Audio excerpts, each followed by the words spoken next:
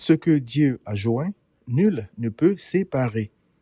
Enseigner le mariage, les qualités d'un bon mari et d'une bonne épouse, ainsi de suite, est une perte de temps si le but n'est pas d'amener les gens à s'attacher à Christ et à se réjouir en lui, l'époux par excellence.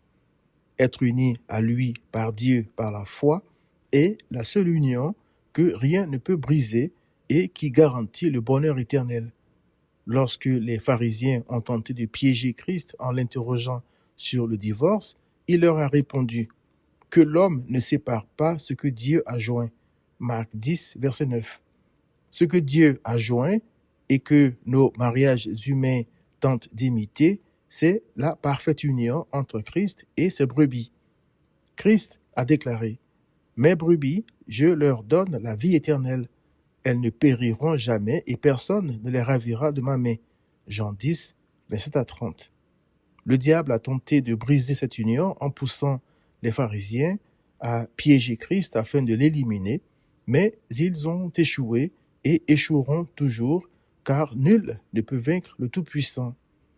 Paul l'affirme en disant « Ni la mort, ni aucune créature ne pourra nous séparer de l'amour de Dieu manifesté en Jésus-Christ. » Romains 8, 38 à 39. Christ est le véritable époux. Il a donné sa vie pour son épouse, c'est-à-dire son Église.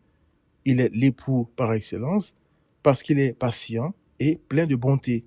Il n'est point envieux, il ne se vante point, ne s'enfle point d'orgueil, ne fait rien de malhonnête, ne cherche point son intérêt, ne s'irrite point, ne soupçonne point le mal, ne se réjouit point de l'injustice, mais se réjouit de la vérité.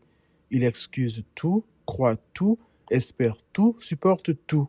Il est la définition de la charité ou l'amour, selon 1 Corinthiens 13, versets 4 à 8. Tu es donc richement béni si tu es uni à Christ. Mais si ton âme erre encore loin de lui, je t'en supplie, viens à Christ.